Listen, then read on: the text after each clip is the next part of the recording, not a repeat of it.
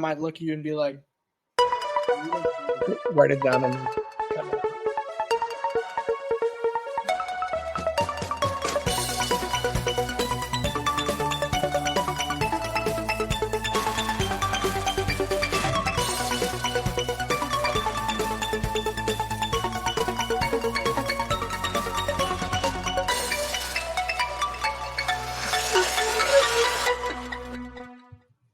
Hello and welcome to this week's episode of Chasing the Whimsy. I'm your host, Ben.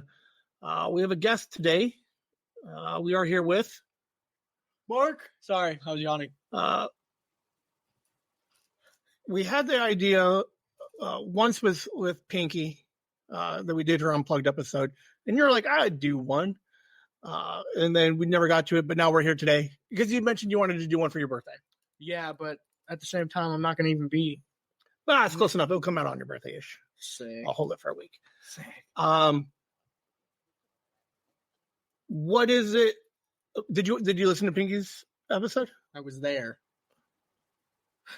No, not her Unplugged? Yeah, I was. When you talked about her mom and all that, yes. I was sitting right on the couch. And that's the exact same day you were like, would you want to do one? Interesting. Wow, Ben. I guess. Thanks. So appreciative that you remember me. Right. What is it about an Unplugged episode that intrigues you? Well, I'm like, some things you can't say on the regular podcast of Chasing, like Whimsy with the Z. But at the same time, you asked me if I wanted to do it, and then you saw I took interest, and then waited months. Well, so having talked to you on Whimsy with the Z, you're like a roller coaster of emotions. Like you're like, yeah, I'm the coolest one here. You're like, you're like super positive, and then like next month or the month after, you're like, I think whatever. Or something. Have you ever been diagnosed with anything? No. Because you've done the therapy thing for a minute. I've never been diagnosed. Okay. I've been put on medication. Okay. Well, I mean, I guess that's kind of what they do. Yeah, weird. Doesn't help. What, like, not specific what medication, but was it for like was it a mood stabilizer? Depression. Okay. Well, it was originally for my headaches because it was the headache medication, but they were like, well, on the bright side, it could help with your well, how they said it was your little outbursts. Okay. I'm like, sick. Okay. You're the first one going on my note tonight. Okay. So before we started, you're like, you can go anywhere you want, Ben.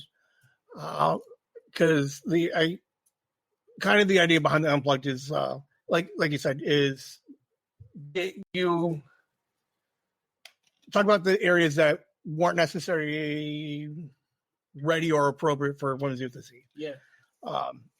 But still relevant because you're still a teenager, but maybe season 1 was a little bit more lighthearted type stuff. Yeah. So, all right. Where do we start? Well, it all happened when my parents split up. Which is pretty normal. So, and how old were you when that happened? I was 8, like 7 or 8. And you were fine before then? Absolutely, because I lived in my house. You had the complete family? Yeah, complete family. My brother lived out back. My sister came over to visit. It was perfect. I had my own room. I had a bunk bed that I fell off one time, but I had toys and everything. And then I would have to hide in the bathroom when my parents were arguing. And then they break up and you go from a house to an apartment.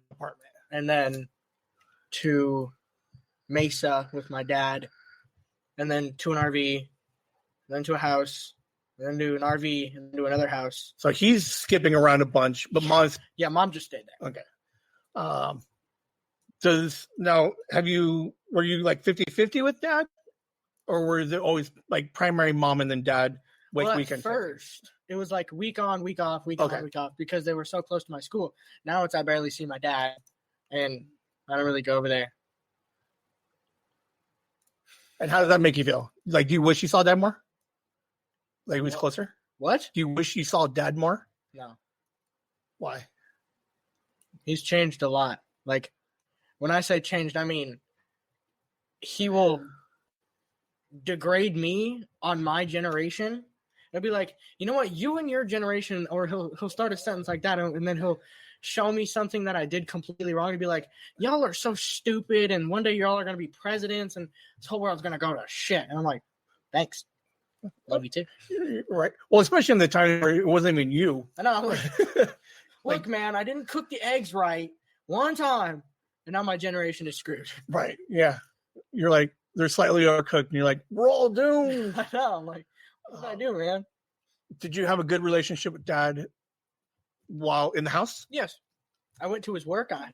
He worked at a pawn shop at the time, and I would go behind the counter and pretend to work with him. It was super fun because he was nice. So what was it that? So when they broke up, he changed. Yeah, a lot. Was that part of the reason why they broke up? You I think? don't know why they broke up. You never asked? I never wanted to ask. I always thought it was because of me, and I know they were always like, "It's not because of you." I know, and I'm like, "Yeah, but at the same time, I've stopped you from doing so many things together that you loved once." You know, Typical kid. Your generation always thinking about you. No, just kidding. No. No. I know it wasn't me. Like, they argued like a bunch. Right. Like, it was always normally before school too. Mm-hmm. And then my mom would like see me in the bathroom and be like, "Okay, let's go to school." I'm like, "Thanks." You know, I'm like sobbing as we're on our way to school. So, break up, week on, week off. You start these outbursts. So, were they like? Well, at first, like screams for help, or just like pay attention, or wait, like my outbursts? Yeah.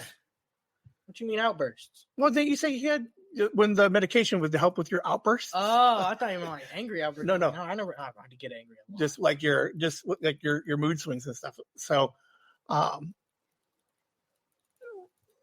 like, can you think what caused those things? Like, why were you so up and down? At the time, I was in elementary school. Okay. I was living in a good house, not necessarily a good neighborhood, right? But it was a good house. It was my house.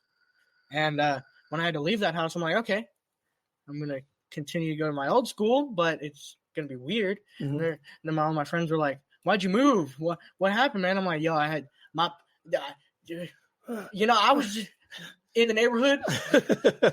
It was a rental, and we couldn't pay mortgage, right? So I never actually told anybody that my parents had split up for like a while. And then I was like, the real reason I came here is because my parents split up. And then I was made fun of for it. And they're like, "Ha, your dad doesn't love your mom." And I'm like, okay. So this is like 3rd, 4th grade. Yeah. Kids are assholes. And I was like, yeah, at least my parents aren't dead. Like, I didn't say that. Most of my friend parents were alive. Not all. So you're an emotional mess. Absolutely. So what kind of mood swings would you have? Just like I just wouldn't like talk to people. I wouldn't like just completely just shut down. Yeah, pretty much. I'd be scared to talk to people. Not scared, but I'd be like scared to like talk. Mm-hmm. And then I wouldn't talk to my parents. And then they would get upset at me for not talking. And then whenever I did talk, Dad would get upset at me. And then Mom would be like, "Oh, you're just overreacting." So I'm like, all right, I'll just chill here, man, and just relax. Have a good time. So when did they decide therapy was the route to go? To be honest with you, I have no idea. I was just thinking that. I'm like, I do not remember when I first had my first therapy. I know I was young. 6th grade? Probably. I know I was. So before you went to junior high? I was really young. Okay. Because Mom got it for free. So what was it about therapy that you still have a disdain for? Well, my therapist quit. Did you like your first therapist? No. So it doesn't matter that they quit. No. It just cemented the fact that they quit, and I'm like, oh, great. So she didn't even want to listen to me. I don't think the first time I ever went in there, she goes, "Oh, sweetie, this just happens. You're not really going through a lot. Your family's fine." I'm like, "Great, thanks, miss." And I went in there with happiness. I was like, "Oh man, I get to talk about my problems." And then I was told my feelings didn't matter and that they weren't real because I was a kid. So could it have been like her trying to reassure that like the world's not ending and you just overreacted to her trying to downplay it a little bit? No. She literally told me, she's like, "Well, sweetie, you're young and your feelings they're not fully grown yet. So, I mean, I'm pretty sure you're just overreacting." I'm like, "Oh, sick, thanks." I'm not. I can go drink some bleach right now. So I agree that that's crappy that was the direction that they took. But I mean, I'm not a therapist. Do you find the podcast to have been therapeutic in any way? Kind of. Because you say more on the podcast than you do to other people. Ever. Yeah, absolutely. Other than church guy, I've talked to him about everything. Yeah. I mean, cried. Oh, absolutely. So much. Like, I cried to him in front of like hundreds of people. Well, maybe not hundreds, but like 10. What does it feel like when you can open up yourself that much? It's weird. It's weird. Does it feel good though? Kind of. But I still have that feeling where it's like, oh, my feelings, they're not real. They're gonna just pass. This is just a stage. You know? I'm trying to think. So the negative therapy that you had, your opinion of therapy and has not changed since then. I've been to a couple therapy like at school, right? Which it's school therapy. It sucks. Right. They're gonna tell me to suck it up and go back to class. Which is weird because your generation can't like the difference in some of the generations, like that suck it up type attitude was like way like boomer Gen X type stuff.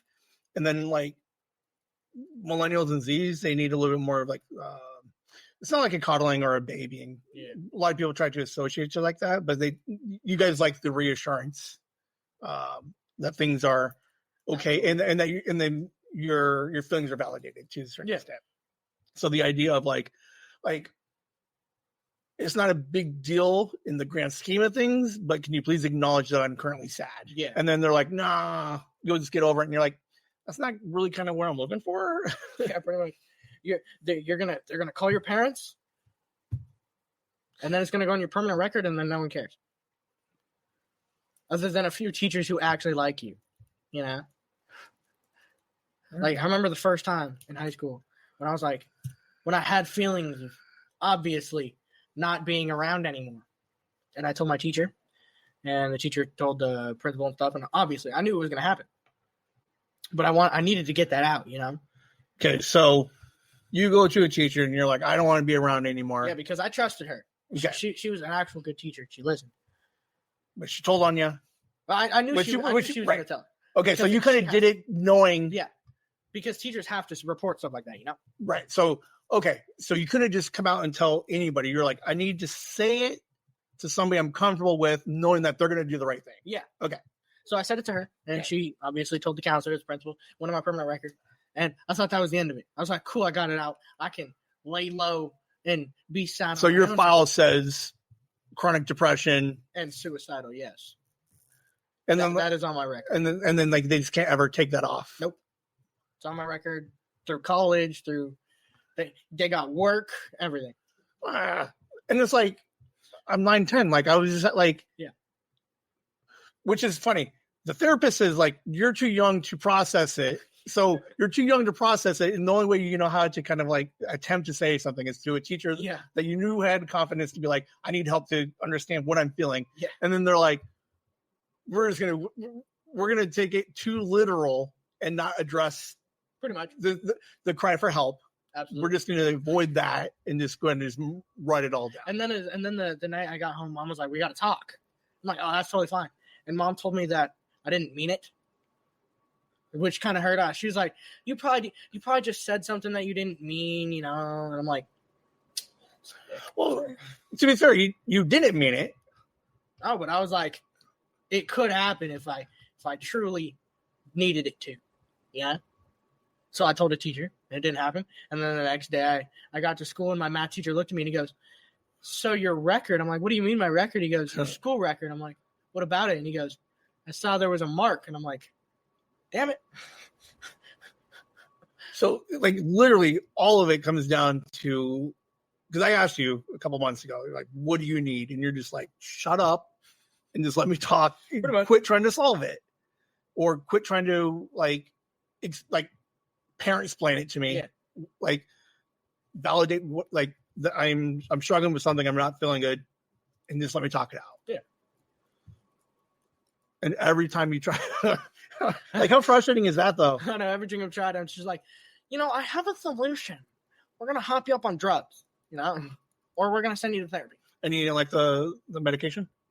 It was okay. It didn't work.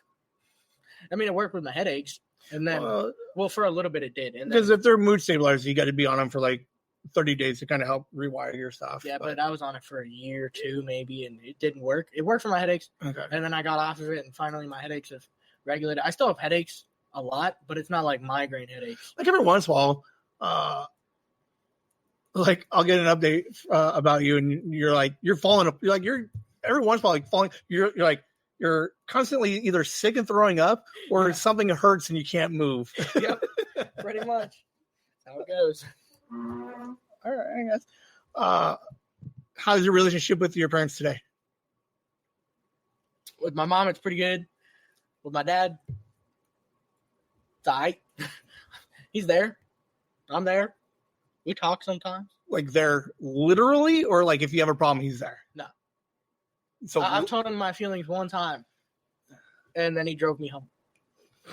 He's like, I don't want to deal with this. I'm going to take you home early this week. Kinda. Okay. It was like I cried into his arms one time. The only time I've ever cried in his arms was when my grandpa passed away. It's the only ever time I cried to my dad. But I finally cried to my dad, and he said, "Okay, well, what do you want to do?" I'm like, "Well, I kind of want to just relax." And he goes, "Okay, I'll take you home." I'm like, "Sick. Love you. Bye." Get like a Diet Mountain Dew on the way home or something. Because your parents are definitely older than, yeah. Because they're like in the heart. They're like the early Gen Z. Where, trying to think. Do you know about your parents? How they were raised? Like, I know how my mom was raised. Her mom died early, and then she was off doing her. Yeah, she was in an apartment complex at 14, pregnant at 16. Yeah. So she never had the hugs you're looking for. Yeah. So she did. So in a kind of a way, she's like, I don't know how to do the whole hug. And plus, I don't want to burden mom with that, because she's going through stuff too. And I'm like, love you, mom. What about your dad? What his growing ups? He had a good life. He had a Was he trouble though? Was he a troublemaker, or like he brought all the trouble onto himself? All right, fair enough. 100%. Okay. I'm like, yeah. So every bad thing he had coming, like he had it coming. Like, oh yeah. There's a cause and an effect. When you do, this happens. So I'm like, he had a good life. My grandma's pretty cool. Do you think he wasted his good life to a certain extent? Like, with yes. Okay. Because I mean, don't get me wrong. He has two dads. One of them was my grandpa. The other one was his dad. His name's Henry. And you could totally keep that in, because Henry's up. Not a nice word. Is he still around? Yes. All right. To be fair, He forgot my last name. It's the exact same thing as his. That's awesome. Yeah. Amazing, right?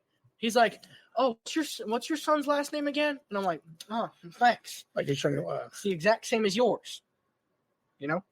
I thought that was funny. Overall, do you think you're a happy kid? I have a good life. Like you can actually acknowledge it. You have a good life. The other day I was like, I have a good life compared to others. Like some people go through a lot. Right. I don't go through a lot. So what are some of the triggers that, because like if you have a good life, what is it where you're just like people? Okay, mostly people. Is it like anybody in particular? Like one of like four people, they do or say one thing and it's going to throw you off? Just everybody. Well, not everybody, but I mean like people who like say certain things. Just trigger you and you just fucking just carry it for days? Yeah, it's so upsetting. Like I'm like, I try so hard to do this one thing, and then I get told I'm another thing, and then when I try to fix that, I'm back to the square one. It sucks. I've tried my hardest over these past 3 months to just be better. I don't have violent, or I don't have angry outbursts, right? Because I get angry, like very angry, and yell and stuff, and I don't do that anymore. I'm a calmer person. So how did you change the violent outburst to just a now and angry, but not violent. I'm angry, but I'm understanding. Because Okay. I look at it like this. Yes, I can get angry in the moment, but at the same time, there's two sides to a story and three if you're a philosopher. Technically not wrong. There's your side and their side, or there's your side, their side, and what happened. Right. So at the same time, I'm like, yes, I can get angry, but there's technically no point in dragging that out, you know? So you can acknowledge that there's two different sides or perspectives, and then okay, fair enough. Never mind. I was trying to move it back into the therapy thing of like they weren't trying to be so like cynical and like No, I totally understand that yeah. now, but I still hate therapy. Because at the same time, you're gonna sit in a room with probably an old person. Now, wouldn't you talking to church guy? Wouldn't that have been a form of therapy? Oh, absolutely. He's an angel, dude. So is it the idea of the person's title as a therapist? Like, could you have gone to like a where you guys all sit in a circle? What is that fucking called, dude? Seance? I don't know. No, hold on. A sacrifice?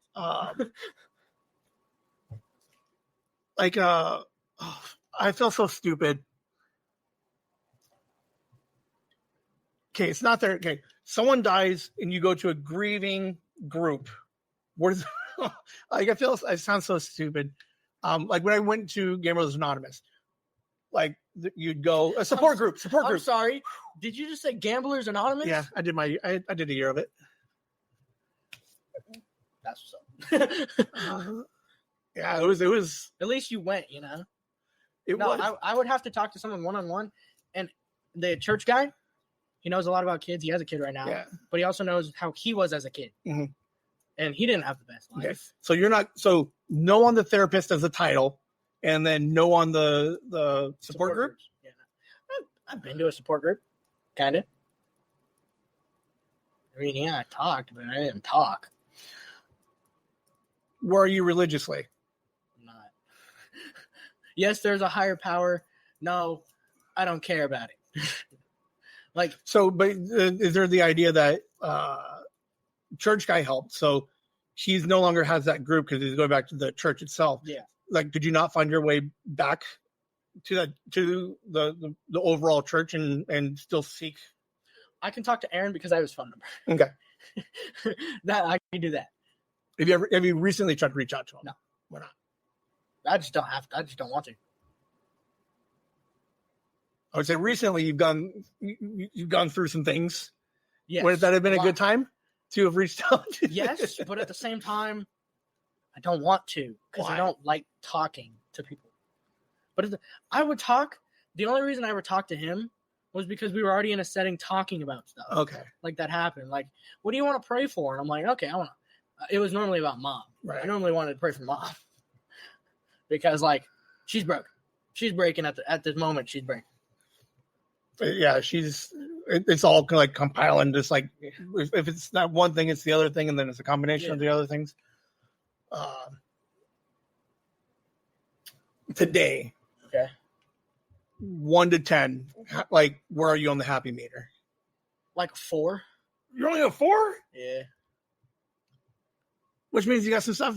So you're playing with some shit right now. Oh, absolutely. You must not know me, Ben. See, now that's the interesting thing is because we have those episodes where you're too happy, which is you overcompensating for your 4. Yeah, absolutely. And then then you get the off weeks where you're a little bit more like a legit 4. Yeah. You ever leave a 4? A couple times I'm at a 6. I can't tell you why I'm at the 6 or 7 or right. There's been. Okay, hold on. I can tell you last Friday, I was at 100% of 10. All right. I was the happiest of my life, kind of until the end. Of Yeah. While at the end of the last day of school, absolute 100% 10, right. Greatest day of my life. Can't tell you why, and then through school, I went to the park one day, 10 out of 10. Absolutely loved that day. I was so happy. Greatest days. Are they all situational though? So like something like X happens. Yep. And then when you leave X, it just goes, you go back to your 6-4. Yep. Like, and you can acknowledge that it drops. Like, yeah. Could you get to an 8 by yourself? No. Absolutely not. Why not? What am I going to do, Ben? I don't know. What am I going to do? Am I going to sit in my room? I don't talk to my mom. I don't have friends to talk to. So do something creative. Like you're a very intelligent person. Yeah. You're a very creative person. Like you have like you've come in and you've talked all these like plans and ideas, and then they kind of just fall off. Like why not stick with one of them and try and do something with it? I'm getting a motorcycle. So I can speed at 3 a.m. down the highway. You know? Oh, release the serotonin. No, I'm kidding, but I just want a motorcycle. Cool. Oh, that's so funny. The wheelies and stuff. The issues you've recently had, most people are looking at it like you're crashing. Like how, like, were those just screams for help? And because you're not good at talking to people one-on-one, so you're just like, I'm just gonna like overreact so people know that I'm screaming for help. Good. And like that's fair? Pretty much, yeah. So people think you're at a 10, but you're like, not really. I'm just a screaming 4. You know what I really want? Yeah. Every day. Okay. I try to be better than I was yesterday. You've said that before. Yes. And that's totally fine with me. I do it. I choose to learn something different. I meditate daily. I do all this stuff just to be better. Not once have I got looked in the eye and was told that someone was proud of me. Not once in these past 3 months. So you do need that validation that someone sees you doing something. Like, yeah, I've had people text me, but I'm sitting there in my room like sick. I'm dead over here, bro. What are we talking about? I've not had someone come up to me, give me a hug or something and say, I'm proud of you. No.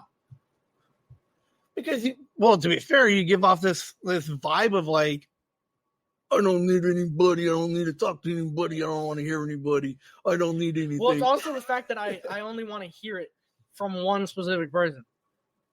Like, yeah, I'll hear it from my mom, and I'll be grateful that my mom thinks I'm looking good, doing good. I don't care about it. I mean, I care, but I don't care. Who's the one person? Don't worry about it.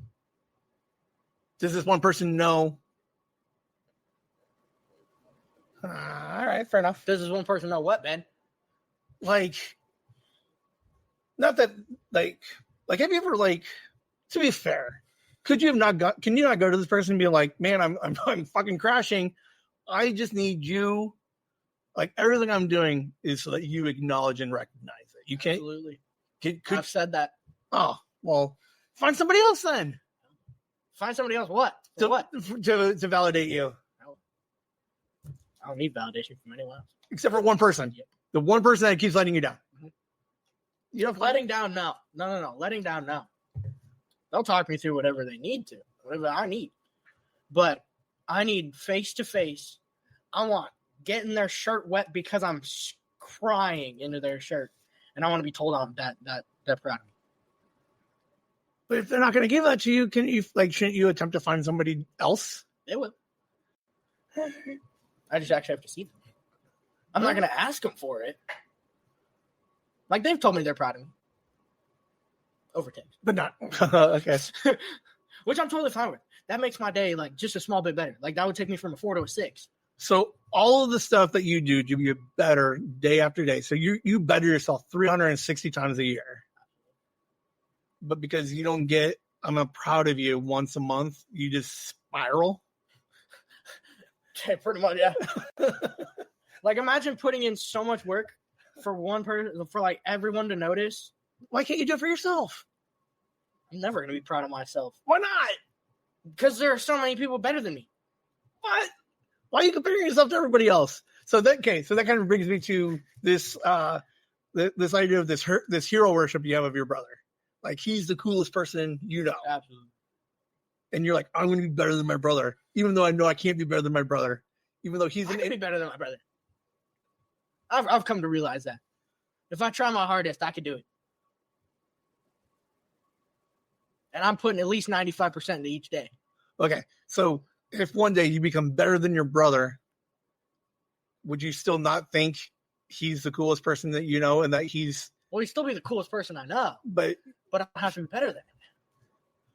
So you would lose the hero worship? No. I'm still not going to be able to look myself in the mirror and be like, I'm proud of myself, who I've become today. No. Because you know what I've gotten from since I was 0 to 16? Nothing. Maybe from like 6 to 8, right. I've gotten like, oh, sweetie, that's a good macaroni necklace. No, I haven't gotten nothing. Like, oh yeah, I'm proud of you for your purple belt. Okay. It's a material item. Okay. Now, I'm not going to suggest like you change in any way, but can you see like how like quasi ass backwards you are? Absolutely. Okay, just like absolutely. I can see it. Okay, just want to make I can see it daily. Like, and don't get me wrong, I'm getting better. Okay. Like some things I'm like, dang, now I'm really good at that. Like I could do that. Right. Or like sometimes I'll look at myself like whenever I flex into the camera, I'm like, dang. Well, you came over today and you're like, look how yes, because I'm looking good. And then like tomorrow you have a bad day and you're just like, I hate everything about you. Okay. The next day I'll probably be like, oh, I don't look as good as yesterday, but I still look pretty good. Like I can acknowledge when I look good. That's it. I can acknowledge. So knowing that you're completely ass backwards, you can't think of any way to like overcome that? No. Scotch. All right. I got nothing. Like it's like whenever you go basically ghost for a couple of days, and then you're like, yeah, man, I'm spiraling. You know, I got the podcast. It's cool.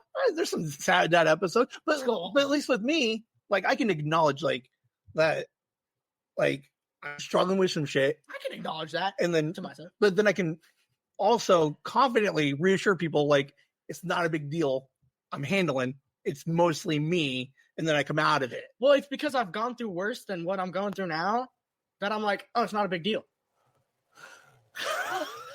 Like it's backwards. No, like imagine you got into a car accident. Okay. Mangled your whole body. Okay. Recovered, and then got into a car accident and broke your toe. You'd be like, oh yeah, I got into a car accident. But remember when I was like 35 and I almost died? Yeah, but you still got to take care of your toe. Okay, I'll take care of it. But you're not taking care of it. You're just like, I'm just going to let it go because it's not as bad as it used to have been. Oh, shit. I'll go to the hospital, get like a little splint or whatever it's called. Stint or what? I don't know what it's called. Stunt. Yeah, like at least I can work myself through it. And like, yeah, sure, the podcast helps. Yeah, work. Like I'm able to like I have the podcast and a handful of people that like I can talk to. I got some confidently. Books. And then like I eventually find my way out and I'm doing fantastic. I'm doing great. I do listen to the podcasts when I'm sad.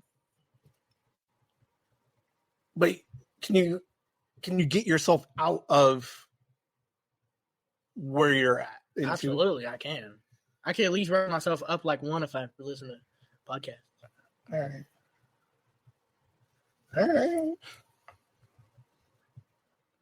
Have you ever really? I'm trying to think. Well, I mean, it's kind of. I'm glad that like you can at least acknowledge that you're like quasi fucking like backwards. Absolutely. Yeah. Would you like to get better? Oh, absolutely. Yes. What would better look like? I don't know. I've never thought about it. You should think about it. Yeah. Like I've never thought about what I would look like better. You know? You're like, I'm just going to focus on all the bad, and you're like, better. What? Because in theory, if you're like better would be A and B, and you're like, oh shit, I can easily get A. Yeah. You know, like, what the heck? I think better would be like actually being motivated to do anything. Well, you're doing the computer work right now. You're building for websites. money. But it is fun. But It is fun. Sometimes. I mean, there's nothing wrong with money being a motivator. I mean, it's keeping you busy and thinking at least positive. Yeah.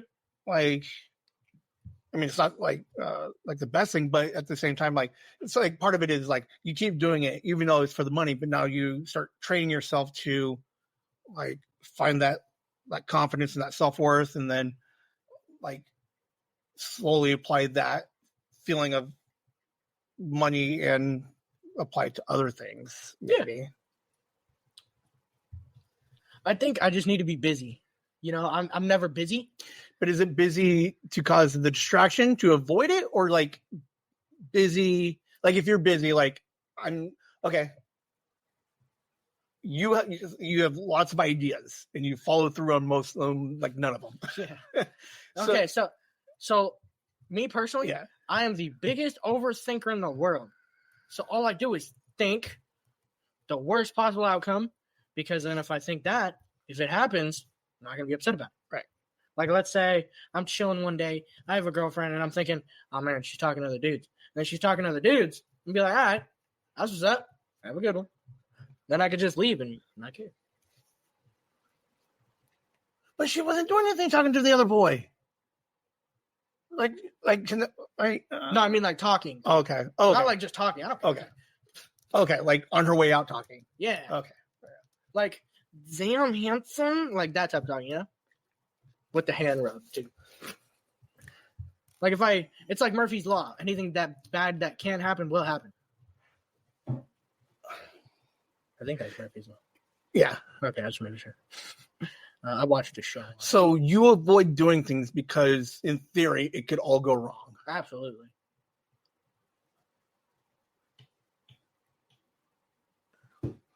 Okay. So it's not scared of success; it's scared of failure. So why try? Pretty much. I still try some things. But then you just give up on. Like you're like the beginning of a year ago today almost. You were like, I'm going to be a bracelet maker, and I'm going to like make bracelets and sell them. I'm going to. You're like, it's $1 million idea. I just need $1,700. Well, I mean, like, no, I could do it, but I also have to have people to sell to, and I'm not going to make a website about that. Well, you do make websites? Shut up, man. I'll sell them at school for like $1, or like $5. Get some cheap metal lectures or first grade. I'm going to send you if you were going to pick up a hobby today that you really want to do it and then you really want to stick with it, what would it be? Or a hobby or a task or something that you've maybe previously given up on and you're just like, I just don't want to try anymore. Previously given up on? Oh, dude. Instruments. Drums, guitar. So why don't you play instruments? I don't have the time. And plus, I don't have the instruments. No, bullshit. Because you're like, oh, all I do is sit at home and have no friends and I'm just alone. Yes. So if you had a guitar. Where am I going to? Okay, then I'll play the guitar. So if you had a guitar, you would sit and play the guitar and attempt to find happiness. Hours I would play the guitar. I don't have a guitar. And the drums. Okay, now what stops you from getting a guitar? I don't know. And then stopping halfway, like the bracelet idea, and all the other Currently, I'm in the process of getting a guitar. I just need my brother. Is your room fully put together? It's supposed to be done before February. No, I'm supposed to. Yeah. But at the same time, I'm gonna get all this stuff, then I'm gonna have to move it. So I might as well, once I get an actual excuses, house. Man. Yes, exactly. Why do you think that piano that's not here anymore was here for so long? Yeah, but I pulled the trigger and it's gone. I made $300 on it. Finally. Did you just say $300? Yeah. For almost a $3,000 piano? Yeah. 3. I was never gonna get $3,000 for it. Stop. I was never gonna get $3,000 for it. I'm done. I'm done with you. Never gonna happen. You have no idea how fuming I am right now. Well, and to be fair, I wouldn't have said the full price that I got, but it was close to that. Just say like, give me $1,000. I'll give you the cover stuff. I'll give you all of it, man. What are you gonna do with it? Like you want to play? Like you play piano? Don't you have the keyboard at home? Yeah. Why can't we play the keyboard? I played every once in a while. So like, what's different between the guitar and the keyboard? Keyboard is so much harder to learn. Not really. You know how many times I've messed it because I have to play two different things on two different hands? Huh? A lot. Yeah, but you got to strum and then you hit all your different chords. I do that. Because I learned guitar first. Right. So, okay, in theory, we bring you back next season for Whimsy with a Z, and I ask you, where are you in guitar? What are the chances that you're like, I stopped? It depends if I have a guitar by then. I probably will, because that's what I want for my birthday. A guitar. Okay, so you get a guitar, Acoustic. and you are confident that you can stick with it. Absolutely. You know, if I had a drum set, though. But what is different about the guitar versus everything else that you've tried? Or wanted to? Guitar is my second favorite. So okay, because you used to love chess and you gave it up on chess. I play chess by myself. I have a chessboard in my room and I play. You still play online? No. Well, every once in a while. All right. I'll like log in and be like, I win. But you see where my concern is where you had passions that you were big on for a minute. Yeah. Guitar comes in, you're gonna be big on it for a minute. What stops you from being just dropping it when you have another bad day? Well, I don't have to drop that one unless I get a drum set. That's the only reason I would drop guitar. You know, my school had a talent show. Okay. And it got canceled. And I was supposed to play the drums. I signed up for it and everything, and it got canceled. I was supposed to play the drums for a Green Day song. Hey, do you ever think about just recording yourself when you're guitaring? Like as you're quasi learning and getting better, like just recording that shit? I've recorded me playing the drums. I've never fully owned a guitar to record myself. Right. Okay. So what if okay. Two scenario. You start streaming you playing guitar. Okay. People are like, "Hey, you're getting better. Great. You get a small following." People are like, "Hey, I like the cut of your jib." Yeah. Okay. Second scenario. Majority of people like you. You have a decent following. Two people are like, "You suck. Go home." Do those people impact you and you're like, I'm just going to quit playing? No. Because if they can't say it to my face, then they're not. Okay. Have you ever thought about doing that? Like seeking some of that validation via strangers online? No. Why not? Because they're strangers. Yeah, but then you're getting all the thumbs ups and the hearts and the I get thumbs up every once in a while. Right, but you like every Saturday or like every Wednesday, boom, I'm going to be practicing guitar for an hour, and people are jumping in the chat and like, hey, you're awesome. That's what's up. Sick. Like, can you when did that feel good at all? It feel good. But they're strangers. You just want it from one person. Yep. That's it. That's flawed. It's flawed. You know, the first time I ever met you, I hated you. I know. And then for a while, I hated you. I just didn't like you, you know? It happened. And I hated you up until you asked me to do the podcast. I'm going to be 100% honest with you. Like, I genuinely disliked you until the first episode. And I still dislike you halfway through the episode. Yeah. What'd you do when mom started dating? Because then wasn't she dating for a minute? Yeah. I hated all of her boyfriend. All right. Solid. Is it the territorial thing? Like, that's my mom, get away from her? Well, it's because no one's going to be good enough for my mom. All right. Not even my dad. All right. He was never good enough for her. Plus, she just has a horrible taste in men. Sorry. No, she just has a really bad taste in men. I just don't like any of them. And most of the men most of the guys that she dated tried to get my approval, tried to show her love through me. I'm like, that's not going to work, buddy. Right. You're work. Like, I'm too negative and cynical to fall for that shit. No, I'm just like, you're not the one. There was this one guy who used to live in an apartment complex that in order to get my mom to like him, he bought me Batman stuff and curtains, and I'm like, it's not gonna work. Thanks for the curtains, but no, it's not gonna work. I couldn't even use the curtains. Sweet cash, baby. Yeah, $1,000 up front. All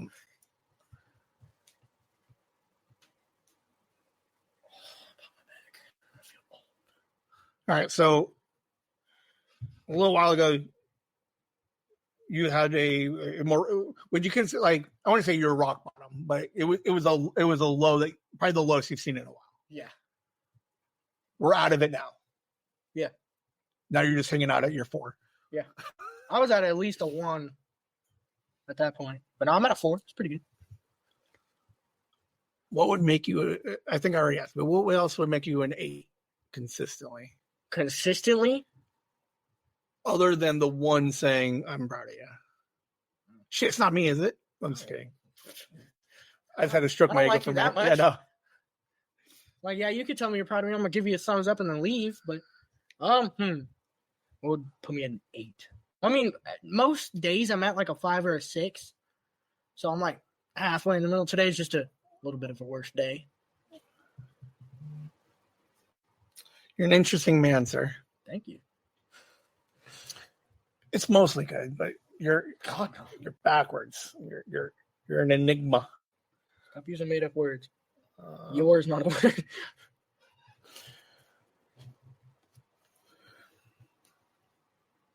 All right. What are some of the things you want to? Okay, so we're going to learn guitar. What else are we going to try to learn? Like, what else? Like, if guitar doesn't work out, what are some of the other hobbies that kind of help? Singing. I'm doing choir next year for school. You like to sing? Are you good at it? Yes. I've been told I'm. I don't know. Like, don't give me an attitude like I should know you. I'm gonna give you an attitude, man. Like, I don't know if you sing good or not. I've been told I'm pretty good at singing. Like when I sung in front of my choir, my piano teacher, he's also the choir teacher. He was like, "That's pretty good. Join choir." Like it's so weird. Like, there's so much that suggests that you should join a church because they got a choir there. You got people that listen. No, just church guy. But to be fair, have you met every church person? Like a lot, actually. You'd be very surprised. Man, like you got an excuse and a pushback of everything. One church I talked to said I acted like Asmodeus. Who's Asmodeus? The devil. Right. He's a devil. I'm like, what the hell was that, man? I literally shook their hand and then I left and they were like, okay, shut up. All right, so you're technically better noticing when you're bad. Yes. Not being violent and compensating and like handling it ish. Well, yeah, I just calmed down. Right. So does it get better after I calmed 18, 19? Like, no, like years from now. Like, are you like the idea that you graduate, you hang out with mom until you're 19 and then you try to go out by yourself on 20? Like, are you just gonna just lose your mind? No, maybe. I don't know yet. I'm not that old, Ben. I know, but I'm 16. I'm just trying to like what's I'm just like just want you to like I'm wondering like if like what's gonna change 3 years from now versus today that you can't do today. Drive. Sorry. Any motorcycle? Get a motorcycle, usual. I have more friends. I'll tell you that. Are you one to make really bad decisions when you're like spiraling? Yes. Oh, so that sucks. Like, yes. Okay. You know that they're bad when you're spiraling? Mm-hmm. Okay. Are you spiraling? So when you spiral and you do bad things, is it like another scream for help, but you don't tell anybody that you're screaming for help? No, that's just literally me.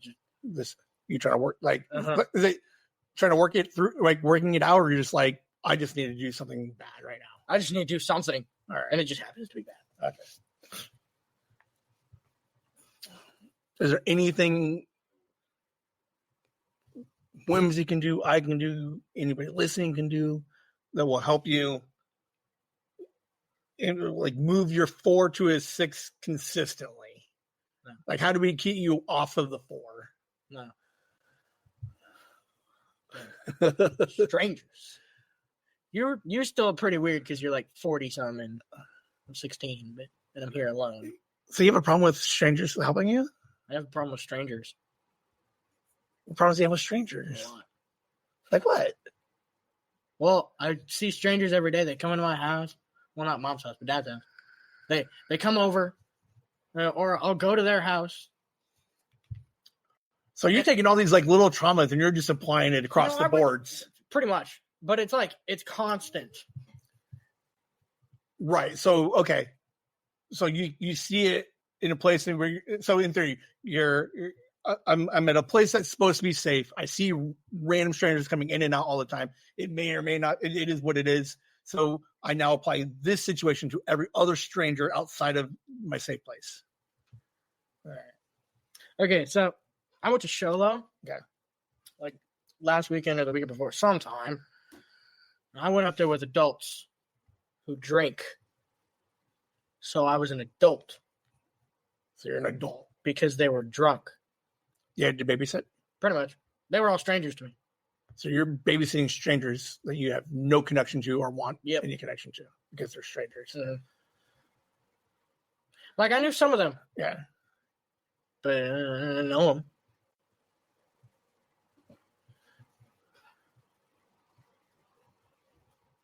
Like how often do you like...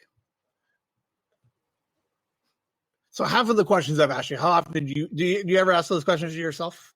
How often do I what? You just like just random questions of like, how do I get out of this, or why do I hate strangers? Sometimes. Like you ever just self-reflect on anything? Yeah. All right. I've also had people ask me why I think the things I think, and I'm like, I don't know. I've never really thought about it. You never try to like break it down and try to find so my conclusion of home is supposed to be a safe place, strangers, weird things happen. Now so it's what is it? It's like those riddles. Home is safe, strangers are bad, strangers in home, therefore all strangers are bad. So, okay, one very traumatic time that I do remember was my dog Sadie. Okay. This was like a couple weeks before she passed away because of an ear infection, and it was like a tumor or whatever. These two strangers came in, and I had to sleep on the couch. I slept on the couch. I slept in my room. They were horrible people. I hated them. And the lady that was there with this other guy, I think his name was D or something. I don't know. They took Sadie. Looked at me in my eyes, and pinky promised me Sadie was going to get better. 2 weeks later, I went to a party, and my dad said Sadie died. Because they didn't take care of her. Oh, like you left and you're like, and they tried to assure you, like, we're going to take care of your shit. And they didn't take care of your shit. They didn't. So all of your lack of trust in humanity and strangers is nobody's ever. You know what this has been? Pinky promise. The pinky promise. That's the most sacred thing. That's the first promise you learn when you're a kid. Exactly. You don't ever break that. You don't tell a child who's less than 8, I'm going to keep your dog safe. Pinky promise. And then, yeah, she pinky promised me. She looked me dead in the eyes and said, we're going to keep Sadie safe and we're going to fix her and you're going to get her back. And then 2 weeks later, she was dead. You want kids? Yes. You think you'd be a good dad? I'm moving to get better. Yes. Just for that specific reason. Okay. You have a kid. You're not getting your recognition from that one. I will be. Will that one no longer matter because it's whatever my kid thinks of me? It will matter, but at the same time, it's now going to be 50-50. Kid, person. So the kid, so in theory, you think... Well, it's going to be more like 70-30. Right. But you think a kid, like taking care of a kid, raising him opposite from where you were. Because I want the kids to realize how they should grow up. Right. Like how they should treat certain things. Okay. How they should think. I want to give the best impression to them. So when they grow up, they're not, drug addicts or something, you know. I want to give them a good life. Okay. And I believe that. I don't think anybody's like, I just want to raise a bunch of screwed up kids. But yeah, you'd be surprised. But it's just the second time you've done that. So right now, the only way you're going to get better is if you have a kid. No, I work to get better every day. I write down my thoughts a lot. Yeah, a lot. You ever go back and reread them? Yes. Okay. Some of them, sometimes they make me cry. I've read some things in there that I don't even remember putting in. And I'm just like, damn. Dude, I have like 4 years worth of like daily journal entries and stuff. I've never gone back and looked at them. I knew I was a mess. I look back at them because I'm like, what did I think? And there's some things in there that I will never want to read again. And plus, I don't like people because I've heard a bunch of things in high school. Yeah. And when I mean I've heard things, I'm ashamed to be a guy. Oh yeah. It sucks. Like having to overhear that and then having to put a stop to it so no one else has to go through that. It takes a toll on you. Like, for Pinky, heard a bunch of stuff like about her, and then I decided to put a stop to that. I heard about her friends, and then my friends. I never cared about what was said to me. Right. Because it didn't really matter. Yes, all the things you're saying, they're probably not true, and I'm probably not going to believe them because I don't know you. Are you you're very protective of those that you care about? Kind of. I don't know. What do you consider protective? Well, I mean, someone's fucking saying some shit about Pinky, and you're like, I'm going to fucking straighten this thing out. Yeah. I've been doing it since freshman year.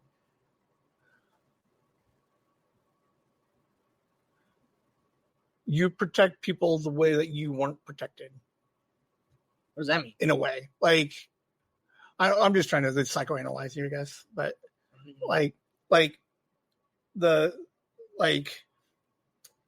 sometimes you get people who are like protective of like others because from experience how bad it is on the other side. So you're like, I don't want you guys to feel these things because I've felt it. I'm super protective of you because I've been there. Yeah. You ever seen Plunderer? No. The anime? Nah, no. Watch it. You'll understand. Specifically the couple last episodes. It's basically him. So, in the anime, there are things called, like, 7 aces or something. And the aces were all murderers. Because of the 300-year war or something. Right. And the main guy, the plunderer, he was the first ever ace. And he was basically in a school. So he would have been the first murderer? What? No, you said all the aces were murderers? Yeah. So if he's the first ace, was he the first murderer? Yeah. Okay. So he was in school when this happened. Because, like, at the time there was wars and stuff. Because it's all based on, like, a ballot system. Like, if you had these certain things, you could cast votes that had to be pushed through. Well, he was in a school, in a class, where they wanted to be the army that didn't kill. Well, one day, he had to kill. So he did. For years and years and years and years. And he didn't want anyone else to do it. And he ended up harming every single one of his friends. Just because that he didn't want to kill. And eventually, his friends ended up killing themselves. And they get a star. And they get to choose what their little count is going to be because there's a count for everything. And he chose that it's going to be his kill count so that no one else has to go through the pain that he's ever had to experience of killing people. Which is pretty dumb. And I can admit that it's pretty dumb that I do this stuff. Like, I've heard the most horrible, most horrendous things I've ever heard in high school. Are you starting to get out of high school to get away from all that shit? Yes. Do you think some of the ups and downs is because of school? And like once you get rid of all of these 300 other negative influences and just stick to like 10. Yeah. You think that kind of evens things out? I choose to make sure no one has to hear that stuff or go through that stuff because I've heard stuff like they're going to follow people home and do horrible things to them. And I've put a stop to that. Right. Like I've almost gotten suspended. I've gotten in fights at the park because of it. It's horrible. And it sucks. I've thrown up a couple times with what I've heard. I've cried a bunch of times from what I've heard. You're very an emotional person. Thank you. Very emotionally driven. Like when you feel an emotion, you really feel it. Like you are the emotion. Yeah, but you also like suppress so much like you are, but then you like I get that you hold back a bunch. Well, yeah, that's how I was taught. All right. I was always taught not to show that much emotion because that could get you in trouble, or it can make people worried about It's you. 2020. Oh, all right. And I'm like, I don't want that. Right. That's what my dad and mom told me, so I just choose to stick with that. All right. I don't see my brother cry. I don't see my dad cry. I don't see mom cry. I don't see it on. So that's how. It's 2026, man. 25. Okay. You let it cry. Well, I mean, I cry a lot actually. I cry, not to strangers. Right. Sometimes, like if I end up talking too much, like I've apologized so much to so many people. Oh my god, I talk too much. You ever talk too much? Yeah, dude, absolutely. Yeah, I work my way. I mean, to be fair, I record like I have 400 hours of been recordings over the last 2 years. That's too much. Some good, some bad, there's some whatevers, but overall, like, I'm enjoying it. I find the podcast a sense of therapy for me. It's not bad when I actually get to talk. Well, to be fair, like it wouldn't like years ago wouldn't have been like uncommon for me just to just spiral and just be like, I was gonna make all these horrible decisions. Now I'm like, hey, I'm just gonna sit at home and make weird videos. Oh yeah, absolutely. All right. Overall, you're fine. You're doing good. Like your 4 is normal. Like no one needs to worry about you. Do I need to worry about you? I don't know. You know, I'm at that crossover. I'm like, I feel this way, but I also feel this way. So then it just kind of meets in the middle. And I'm like, yes, I have those thoughts, but I'm not having those thoughts at the same time. So, because I have too many people to care about, and I have too many people who care about me, and I realize that. So I'm like, I would never want to put that onto them, right? Because then they're gonna be like, what if I knew? Like, what if I knew? You know, I don't want that. Okay, yeah. So fuck you, guy. So. You were pissy with me a couple of weeks ago because some shit happened, right? So you get why I had gotten involved. No, I was upset that you were coming over to mom's house. No, I wasn't. You missed it was misread. That's what I was told. I know. Mom told me you were coming over. I was not. Pinky told me. Not. That's what I was upset about. Okay. I was like, no. I wasn't upset at you. I was upset at the fact that you wanted to come over and talk to me in person. I'm like, no. Piss off. Oh no, definitely not that. No, like, it's late. That's not. I'm tired. No. Leave. I did mine by throwing up a flare. Like others. Exactly. I know. Mom burst into my room and she was like, "Who are you talking to?" So she's like, "What'd you say?" And I'm like, "I don't know." No, like this, because today is the first time we've talked about it, and that happened like almost like legit like 3.5 weeks ago. Yeah. So quasi misunderstanding, but wording was a little bit suspect. Like, and you acknowledge you're like, I'm made out of. You know, I was on a call yesterday. I was crying. I don't know why I was crying. And the first thing the person asked me was if I was going to kill myself. You know how much that stung? Like, how does it make you feel when like people like they talk to you and their first reaction is like he's going to kill himself? I know. I'm like, I wasn't asked like. I was asked, like, am I okay? And I'm like, right. Yeah. I didn't even know if I noticed I was crying at first. And then I did this. I'm like, I'm not crying. Oh, crying. Right. And then I was like, I guess I am crying. But I didn't know why I was crying. And the first thing I was asked was, am I going to kill myself? And I'm like, I mean, it's a bit extreme, but do you get why? Like, are you able to look backwards and see that? No, absolutely. The things that you do concerns people. I can see where they're coming from. It's just the first time I've ever been asked it. I don't get asked if I'm going to kill myself. I get asked, like, am I okay? Or am I going to hurt myself? No. That was the first one. Do you think it will impact the way that you handle it, knowing that you're now giving off the impression? Yeah, because, like, that seriously hurt. Like, my scream for help, people are now interpreting it as, I'm going to kill myself. So you're like, now I have to figure out how to scream for help without concerning people. I've been getting better at telling people how I feel. Yeah. It's to me, it's not that important. You know, it's important. Don't get me wrong. Right. Like, my feeling, definitely important. But I'm like, It's just a phase, you know. It'll pass. And there have been some nights though where I'm like, I'm sitting because I climb out my window a couple nights sometimes, and I'll just sit at the top of my stairs. Yeah. And I'll just sit there and sob. Right. And then I'll be like, it could happen. It's not gonna, but it could. And then I'll go back inside. I'll be like, okay. But you're okay with that? No, absolutely not. So how do you fix it? I don't do that. I just try not to. I talk. Yeah, but what happens when like the rest of the world comes crashing down on your head, and then you're like you don't have a chance to like recover? You know, right now, yeah, I don't care about what anyone else says about me. I care about one person. Only what one person says. One person's like car accident and they're mangled, and then like they're going through something, and then then I'll talk to them while they're mangled. Okay. And if they don't want to hear it, I'll leave. They can't hear you. They're coma. Okay, I'll still talk. They say people can hear you. Yeah.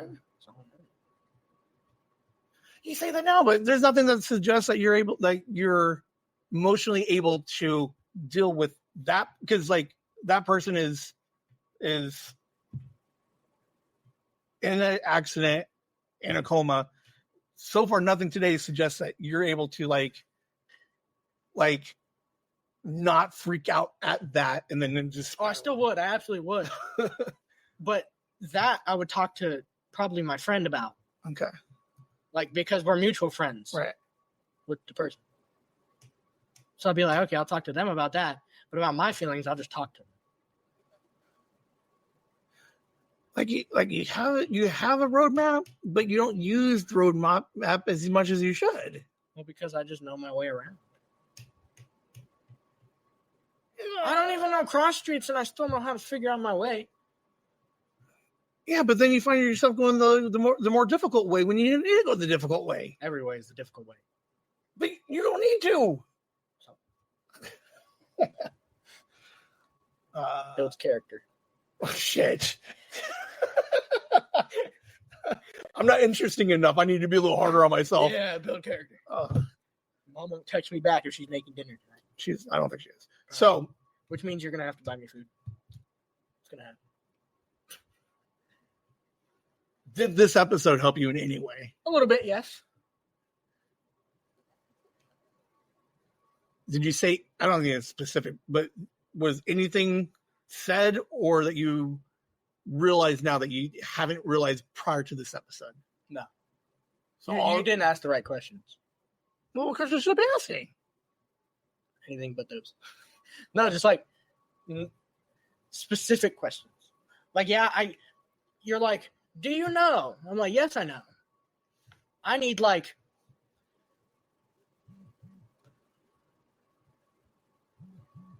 okay. So one more important podcast.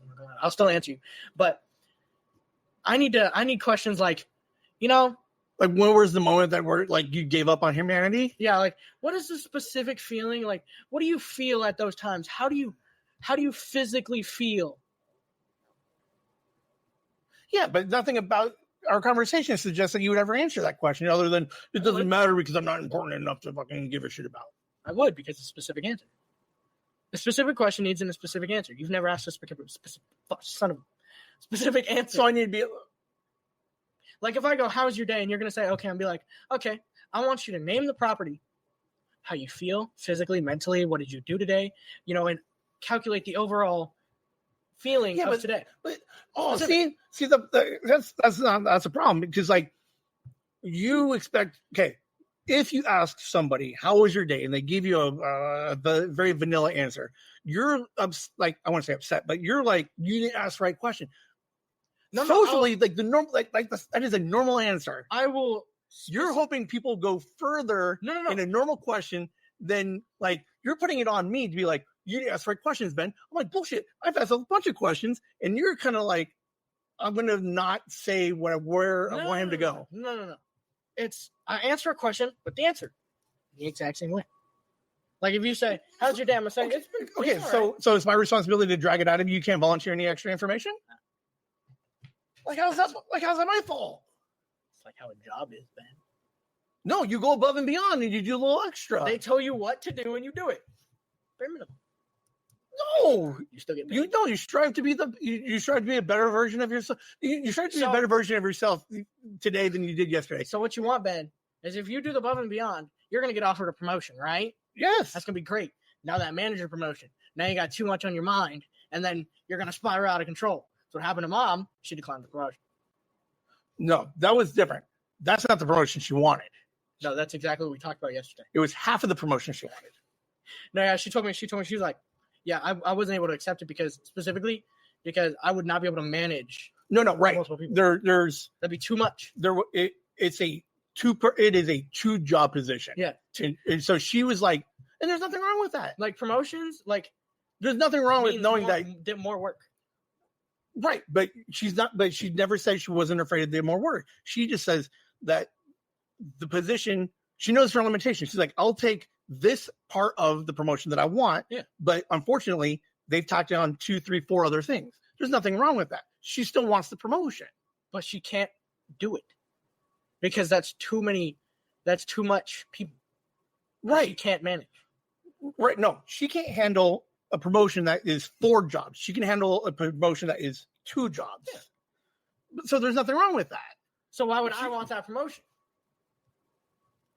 No, you would want the 2-job promotion, not the 4-job promotion. Yes. There's nothing wrong with wanting to do better so that you're good enough for the 2-job promotion. But then there's nothing wrong with knowing your limitations and that you can't handle the 4-job promotion.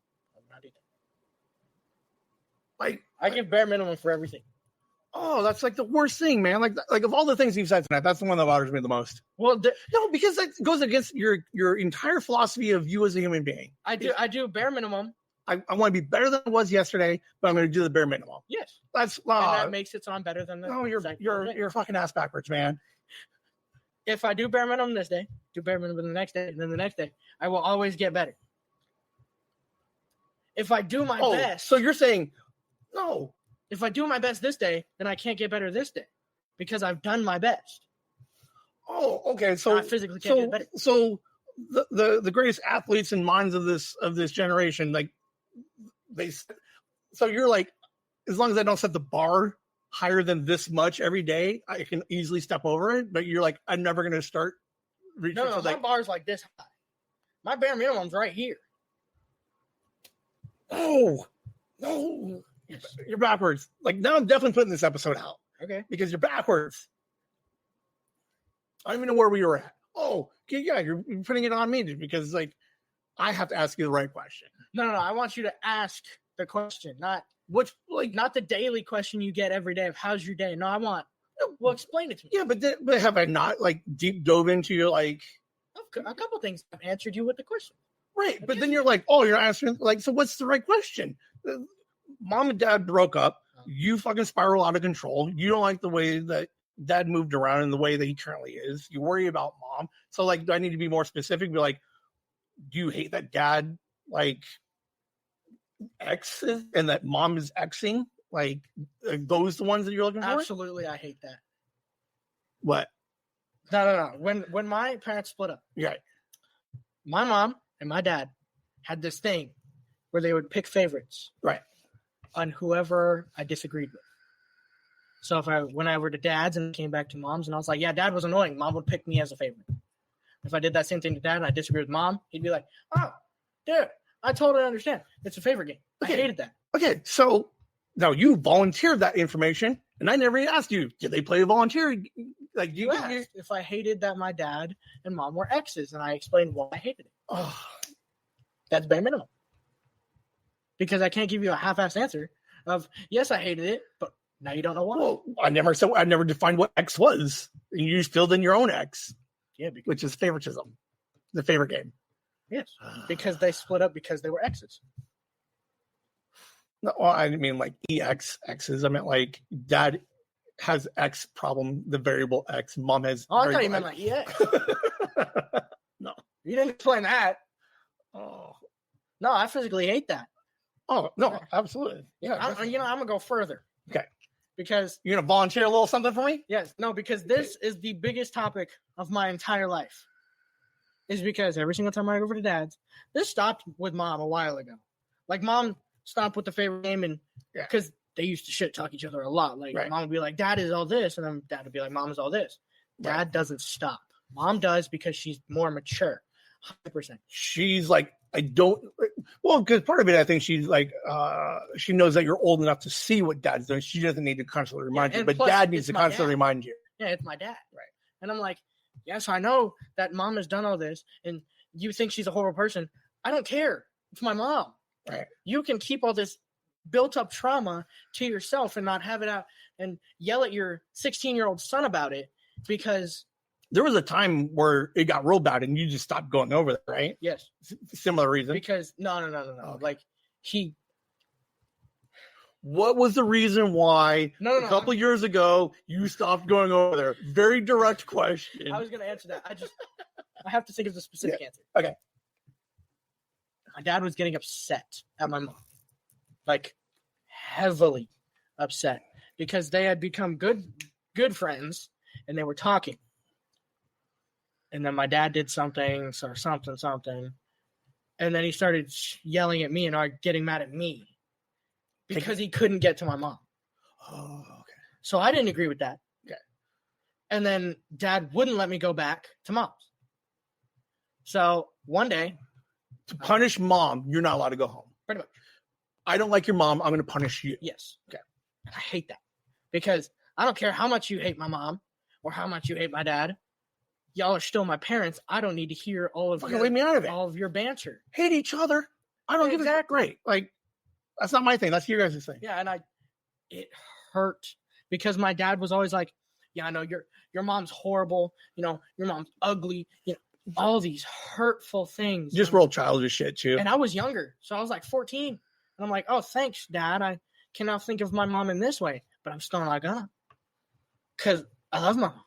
I don't want to think of her as, oh."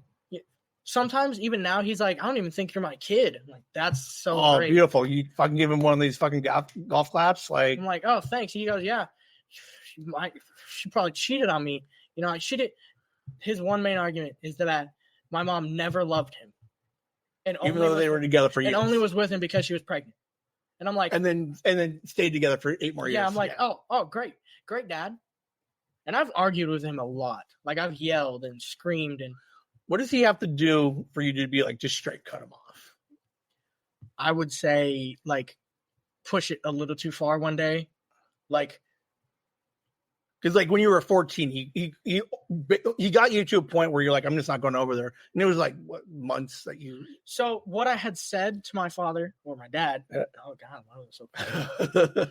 It's when I'm upset at him that I say father, and he knows that. I make sure he knows it.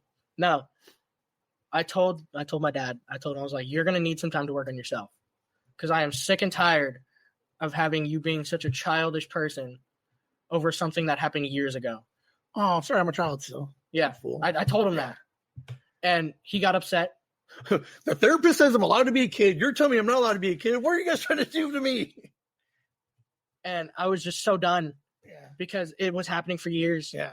And it finally pushed me to my limit one day when he was like, "You know what? I'll just take you to your haircut appointment because I don't want your mom picking you up." And I'm like, "Nope, done." Waited till he was asleep and I had mom pick me up. Okay. And then I decided not to speak to him for about a year because I refused. I was so tired of, and he neglected me. Yeah. Like, yes, but he would drop me off and then leave, and I'd be like sick. So then why go back? Because I gave him time. And has he gotten better? Yes. Okay. To a point. Okay. Not all of it. Okay. But he has worked enough that tolerable. I will give him another chance. Okay. All right. I get upset at my dad. I've threatened to hit him a couple times too. You think you take him out? You like absolutely. All right. Like, no offense, my dad's a strong guy. He's angry. He gets angry when he hits or fights or something. And I'm like, that's not good. You know, you got to like focus on that. And when he gets angry, he just swings. And I'm like, he's slow when he swings. Don't move. If I hit him once, he's done. I've hit him a couple times, and he was like, "Nope, don't want to get hit again." And he told me, he goes, "I will never fight you." And I'm like, "I will." You're like, good, because I'm gonna fucking lay you out. You know, there was this one time we were chilling. We had this house, and we were living all together. It was me, my dad, and my dad's friend. And he had said, he was talking about my mom, like in the worst way possible. And he had said something, and then I said something back, and he goes, you know, you are so selfish like your mother. And I said, you know what? I want you to shut up. I was like 12. Yeah. I was like, I want you to shut up and never talk about my mother. And he was like, oh, you defend her, but not me. I'm like, I defend you. But Right. Mom doesn't talk shit about you. Right. Because she doesn't care. Told you she never loved me. He's made that argument too. Yeah. No, I've yelled at my dad a couple of times. Not even a couple, just a lot. And I've yelled at Mom a couple times too, but those are for like different other reasons. But still, gets tiring. Will you handle situations or life even like a slight different after this podcast? Now that you're like it's been thrown in your face. Yeah. Like for the good or for the bad? Probably for the good. Okay. No, I've definitely changed a lot. No, you have. Because I tell people my feelings. Mhm. I tell people that I'm like, oh, I'm not good. Not good. Right. Or just the other day, I was like, I'm not good. Not good, man. You know, just I'm gonna do it. No, I'm not gonna do it. But I was like, I'm tired. Are you more comfortable now telling people like I'm at my wit's end? Like, Absolutely. Okay. I'm comfortable telling people I know. Okay. Yeah. And what do they do when you say that? They're like, oh dang. No, give me a hug. No one helps you off the ledge? They'll probably just stand up there with me, be like, you know, and they'll talk to me. They'll change the subject, and that won't even make me upset. Mhm. I'll be like, you know, I'm doing better now. You know, now that I talked about something else, Right. and I don't have to be like, oh man, no one cares about me. You know, if I went missing, I'm done. There's 7 billion people in this world. You know? Yeah, but if you just like not disappeared in that way, like if you were just like I'm fed up with all of it, and you just like you got your what is that your bindle, I almost did. and you just like walked away. Like in theory, obviously we would all miss you and we would worry about you, but then you like you left all that shit behind you. Now you have no work experience and you can't drive a motorcycle, so you're pretty much screwed. But No, yeah, I almost did. No, I was there one night. have you thought about like where Yes. you would run away? Mm. Would you tell your brother? No. You would tell nobody. Nope. You should at least tell one person. I will. You need at least one person, so that way, I would tell one person. okay, Only just so one. that one person knows that they can communicate that he's fine. He's just he's. Oh yeah, I know exactly where I'll go. Okay. I wouldn't tell you that though. I want to ask you I'm to. not gonna trust you. Okay. It could be the feds or something. I know where he's going. Listen to the episode. No, I've So you would run away? Would you like? Are you confident to say that you would run away first before killing yourself? I wouldn't kill myself. But you, I would run away. but you've screamed for help with that particular line of like a couple of times, right? More times than I'm proud of. Right. So, like, not the boy who cried wolf, but like now you say you don't mean it, but if you would prefer to run away first, yeah, absolutely. handle yourself, collect yourself. Would you ever come back?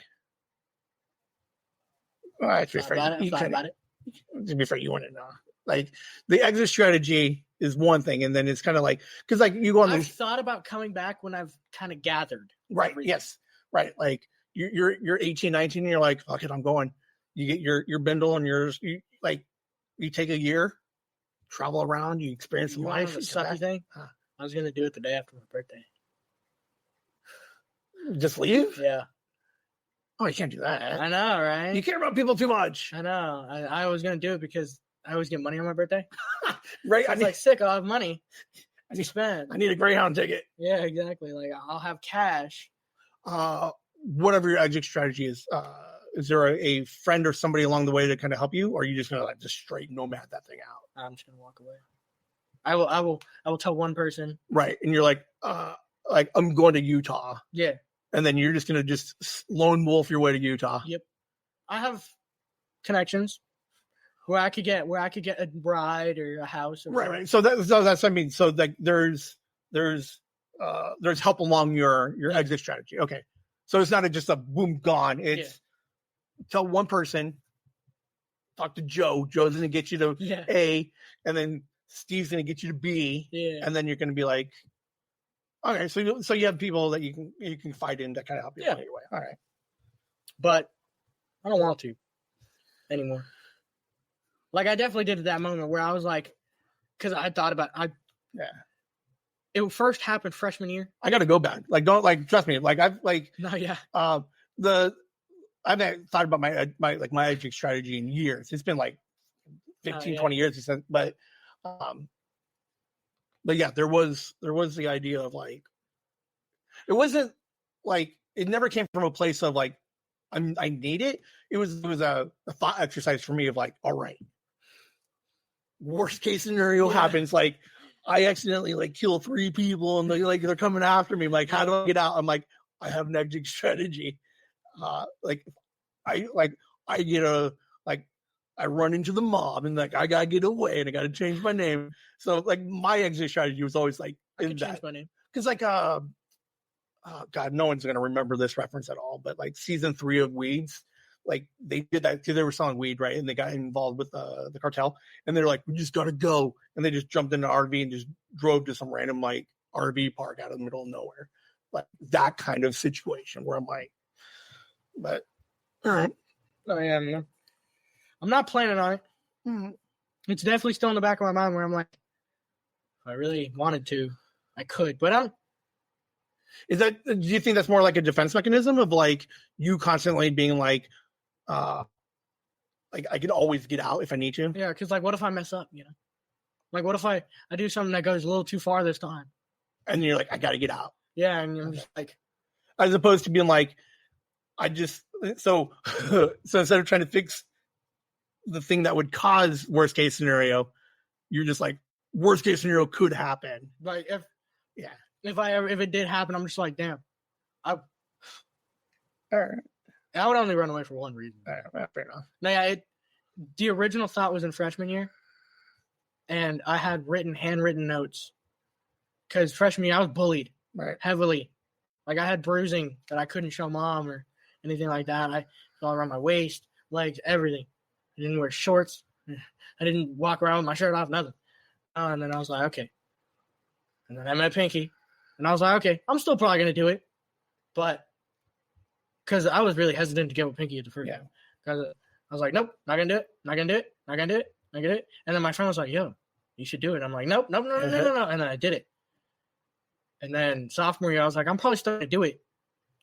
Because, take her with you? No. I was like, it's going to hurt. It's definitely going to hurt her. Right. And then I thought about it. I was like, I don't want to hurt her. And junior year, I was like, damn, I'm going to do it. And then the opportunity rose itself when we split up. I was like, I can do it. It won't hurt her. Yeah. Yeah, but it would. I know. That's what I thought about too. I was like, damn. Like the idea that you guys break up and then she just instantly stops caring about you. Kind of. Yeah. That's what I hope happened. Right, and then you're like, oh shit. Yeah. And then how you guys now? You guys have mended friendship? Besties. Absolutely zesty besties. We call, we text. Did you apologize for like the breakup or like because like you've acknowledged that the breakup was every time. Okay. And she tells me not to. She tells me she's forgiven me, and I said I haven't forgiven me. Right. And then she won't let me apologize. Hey. Keep doing it until you feel better. But like so what's interesting is like you keep doing it until you feel better, but the caveat to that is like you have to accept that she like forgives you. Yeah, no. like I think it's just the fact that I don't want her to forgive me. Like it wasn't that bad. Like it happens. Like it's what happened during the relationship that I'm sorry about. All right, because I was not a good person. You were a good person. You were just difficult. Just trust me. I was not a good person. Right. Just trust me on that. All right, fair enough. I'm not going to get into details. I'm not asking you to. That maybe that's the topic you can't base on. Yeah, I'm like, I was really hoping to get something like, I don't know. I think it was for an Unplugged, it was definitely Unplugged, I think. Yeah, I don't think I've ever told anyone outside my friend group that my parents split up, and I Yeah. blamed myself for years, and it was horrible. You know. How you gonna process this like tonight? Like, what are you gonna do when Mom hears this? What? She's gonna hear this? 100% she's gonna hear this before it goes out. Why? Just because. How dare you? You're a horrible person. You're just like my therapist. How dare you? Oh man, I want to hit Whimsy right now. Damn it! I'm leaving. End the episode. I don't necessarily mind that she hears it. I'm gonna send it. I'll send you a copy because I think like a day removed. Like if you have the same feelings about the episode. Like I'm definitely gonna be upset. Okay, now if she hears it. But that's why we're doing. Isn't that not why we're recording? No. I'm aware that she's gonna be upset. Oh, okay. But I would rather get it out, and then her being upset at me later, than me telling her in that moment, and her being upset at me then when it's already bad. Wait, hold on. So she gets this episode tomorrow. This thing's not going to go up until like close to my birthday. You told me that. I could drop it the second. Okay. So if your mom gets it before the second, and she's like, "Don't put it out," I'm like, "I'll respect that." You'll get a copy, and then you're like, "Nah, that was a little too much. Save it for later." Like let's save it for not too much. Okay. Ben, you have my permission to post anything, except for if it's like. Yeah, but you're not even at an age of like. I consent. You know, Ben lives matter. But I respect.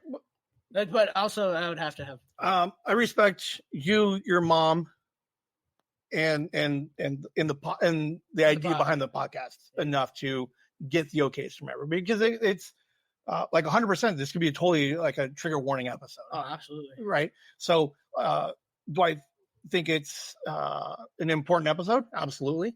Do I think it's one that needs to come out like on the second? Maybe. No, I heard a question. Yeah. Because I was listening to Pinky's episode of the return, and you asked a question on how did you feel after the breakup? Yeah. And I was thinking about how I felt. Okay. And I thought long and hard, and it hurt, but it didn't hurt. You know, like I accepted the fact that I was the problem. Right.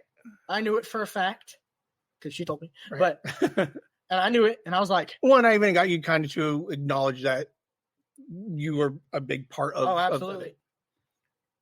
And so, how does it feel when you like? How do you feel when you have that realization of like, fuck, I fucked up? Probably the coolest thing I've ever had. Well, I had it on the way home from Sholo. Okay. I was in the car, and I was like, I heard the question. And whenever I listen to the episodes, I'm like, what if he asked me that question? What would I respond? Well, and to be fair, I did talk to you 3 days after it happened. We touched on it, and you were like, well, we're not ready for it yet. So, and then it just never came back to it. Yeah. So, no, I thought about it in the car, and I started tearing up, and I was like, I'm in a car with 3 strangers that I don't know, and my dad. So, like, I'm not gonna cry. Dad who doesn't want me to cry, exactly. And strangers that I can't trust because strangers are inside my safe place. I'm like, Okay. So then I was like, yeah, it hurt. It definitely hurt, but I didn't care. It didn't. Like, yes. I think you have to find a different word than I don't. You don't care. I didn't mind. Okay. That it hurt. Because Right. I was like, okay, yeah. Now she can move on and find someone way better. Right. You know? And I was like, sick. You know, I don't have to be this big burden on her because I overreacted about a lot of it. Right. You know? Does that moment make you want to do it differently the next time with the next girl? Like, do you know, can you, are you able to identify the things that broke you and Pinky up so that way when you and Susan go out, you're like, I could be a better boyfriend next time? Yeah. Is her name really Susan? No, I'm joking. No, Susan, no. You give me that look like, how do you know it was Susan? All right. All right. I think that's all I got for you. But you're good with it. You're happy. You got does it feel? How does it feel talking about and getting some of this stuff off? Good to a point. To a point. Well, because if you don't fucking talk about anything, nobody matters. Nobody cares. Yeah. Is this probably the most that you've talked about? Most of this stuff in any one session? Ever. Like combined? Yeah. All right. I've never talked about my parents. Right. I don't talk about what happens, what my parents say. I've never talked to anybody. Right. You're the first person I'm saying this stuff to. And now you're going to tell all. That's totally fine. Okay. I don't really care. So. Yeah. I knew it was going to be unplugged. I knew that we wanted to kind of tackle the heavier issue. Mm-hmm. Is this too heavy for season 2? So I can't be like, Danielle, why do you hate your parents? If you tone it down like just a little bit, okay, I think it'd be fine. But like, there's some things, man, that would be very difficult. Right. Even to ask like me, even an adult. Right. Like if I go, okay, how was your relationship when you were a kid? Did your father scream at you? No, he wasn't around. Exactly, you know? And I'm like... And then you ask, how did it make you feel? I'm like, I don't want to talk about it. Exactly. Because, like, that could be like... You could be like, yeah, he wasn't around. So then I was like... I didn't have a father figure in my life, so I grew up different. Thinking certain things like this. Like, I always thought my dad didn't love me at first. Like, I never thought that. I've had a quasi father figure for a minute. Mm-hmm. But I don't know if like, you know, there was only one time, and one time only, I have ever swore at my father. Oh, I've done that once to my mom. Once. Yeah. Like genuinely swore. Yeah. Like I've like sworn at him, but like meant it. Like I screamed and I yelled and stuff. Like I meant it. And it was because I called him an asshole. That was it? Yeah. Oh, that's all you can muster up? Because he was like, hey, I want to get married to this lady. Oh. And I told him that's totally fine. Right. Totally fine. Hey, good. Move on. And I was like, hopefully you move on and you get off my back about everything else. I'm like, that's super sick. You know, I'm happy you're happy. But then he told me that she was going to be my new mom, like mother figure. And would he expect you to call her mom? No. Okay. So I created that boundary with him a while ago, and I told him that. I was like, yeah, first of all, like, I'm not 9, dude. Like, calm down. And I looked at it and I was like, first of all, I'm going to tell you this one thing right now. I will never call anyone mom. No one can replace my mom. Nothing. That is your wife. Right. That is it. I will respect her. I will not give her my love. Nothing. I'll call her Mrs. Stevenson. But I will call her everything formal. Right. He told me, he goes, well, no, that's not polite. I'm like, I don't care. And then I called him the asshole. Yeah. And he was like, don't ever swear at me like that. I'm like, don't ever make me call someone mom. Don't ever make me feel like someone else is my mother figure. I should have him here and I'd be like, what? Like, what's going through your mind, man? Like, dude, he would be pissed. Oh no. No, he would scream at me. Yeah. What are you gonna do if he hears this? He won't. What if he does? He won't. What if I send it to him? Then I will never come back here. All right, deal. One draw. I'm like, I will never speak to you, never see you, and I will leave. This entire podcast, you can get my friend, little Timmy, and that'll be it. No, mom definitely gets a copy. Whatever mom wants to do with it, it's out of my hands. Burn it, explode it, anyway. All right. Well, thank you for this. Like, what's interesting was when we first started the podcast, like there was this idea that Liam and I would be like these type of conversations would eventually happen, and they don't happen super often. Unless you look at my episodes and you're like 27, we kind of got into ish topics like these, but it never is personal. So I appreciate you 100%. You know, you won't recognize it, but there's a vulnerability that you gave, and I appreciate the candidness and the your openness to talk about it, because I know it can't. I mean, obviously, it's not always the easiest thing for you to do. So, the idea that you sat here for an hour, 40 minutes, and I know. I kept looking at the time. I'm like, damn, I gotta stop talking. I know. I tried to end it a couple of times, and you kept throwing more shit in. So I know. I kept looking. I'm like, ah, damn, I should shut up, and then I wouldn't shut up. See, when I say I talk too much, this is what I mean when I keep opening up. That's what. Like, do we need to keep going? Like, I'll just take this into 3 hours. No, please, God, no. But no, I appreciate it. Like, one, always the easiest thing to like you said, like you touch on things that you've never, and it can't be easy knowing that even next year somebody else might hear this. Yeah, that's totally fine. And if my dad hears this, I want to be at least 18. Deal. Whimsy.